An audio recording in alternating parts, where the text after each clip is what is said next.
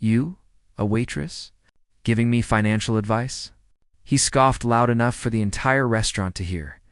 He leaned back in his chair, grinning like a wolf in a suit. "Tell you what, every smart word you say, I'll give you $10."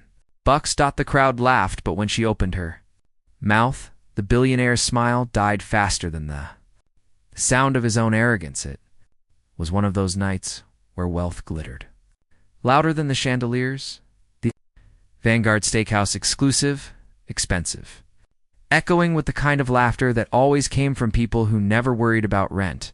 At the corner booth, surrounded by men in dark suits and expensive cologne, sat Richard Mallory, billionaire investor who treated every conversation like a competition.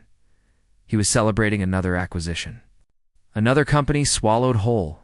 Every laugh he gave sounded practiced. Every toast rehearsed. And at his table, quietly, politely, was Hannah.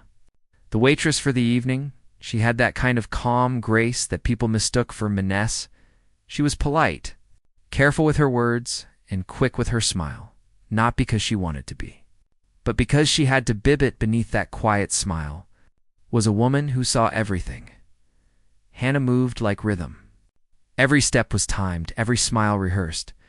She balanced trays heavy with crystal glasses and untouched desserts, her mind somewhere else on her younger brother, still in college, whose tuition she was paying one shift at a time.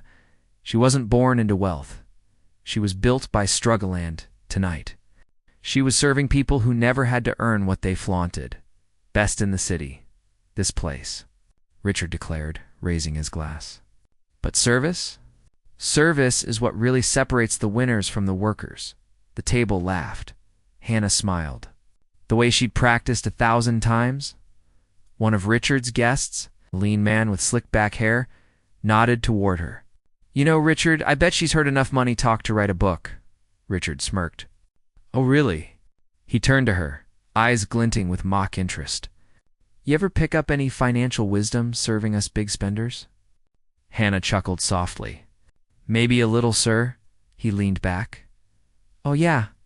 Then tell me, if you had my money, what would you invest in?" The table went quiet. Everyone waited for the joke to land. Hannah hesitated. "Sir, I'm not." He cut her off. "Come on, don't be shy. $10 for every smart word." The laughter was sharp now. A few pulled out their phones, ready to record. She felt her chest tighten. Not from fear, but from something older. Familiar. The burn of being underestimated. She looked him straight in the eye. "You sure you want an answer?" Richard smirked. "Try me." The room leaned in. The music faded into background noise, and then she said, "First thing I'd invest in is humility." The laughter stopped cold. Richard blinked. "Excuse me?" She didn't flinch, because it's the only asset that appreciates the more you give it away. A low murmur swept the table. She set down the wine bottle, her tone steady, her eyes unwavering. "Second thing, I'd diversify your investments. You've got plenty of stocks, property, power, but you've got zero kindness. That's a bad balance sheet." "Sir." The men exchanged awkward glances. Richard's smile began to falter, but Hannah wasn't finished. "And lastly," she said, pausing just long enough for the air to thicken, "I'd invest in silence. Because when you talk too much, your wealth starts to sound like noise." The table went still. Even the clinking of glasses seemed to stop. Richard stared at her, stunned. Then he laughed, not out of humor, but disbelief. "You've got guts. I'll give you that." Hannah smiled politely. "Thank you. Guts are cheaper than pride." The laughter that followed wasn't cruel this time. It was nervous, uncomfortable. A few guests even clapped quietly under the table. But Richard wasn't done. "All right, philosopher. You think you're smarter than me?" Hannah shook her head. "No, sir. Just different priorities." Later that night, as the crowd thinned and the chatter faded, Richard remained at his table, swirling his glass in thought. When Hannah returned with his check, he asked softly, "Do you really believe all that?" She nodded completely. He studied her. "You know, people pay thousands to hear worse advice than that." She smiled faintly. "And yet, They'd never listened to it from someone wearing an apron. That struck him hard. He reached into his jacket and pulled out a business card. "Come to my office tomorrow," he said. "I want to see how you'd handle a real financial discussion." Hannah hesitated. "Is this another joke?" He met her eyes. Not this time. The next morning, Hannah stood in the marble lobby of Mallory Investments, clutching her apron like armor. Every instinct told her to leave, but something stronger kept her.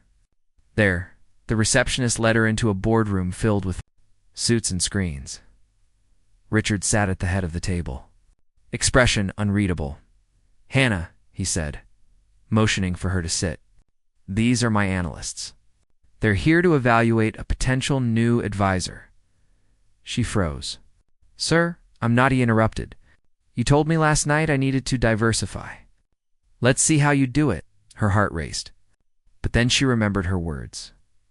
The only asset that appreciates is humility.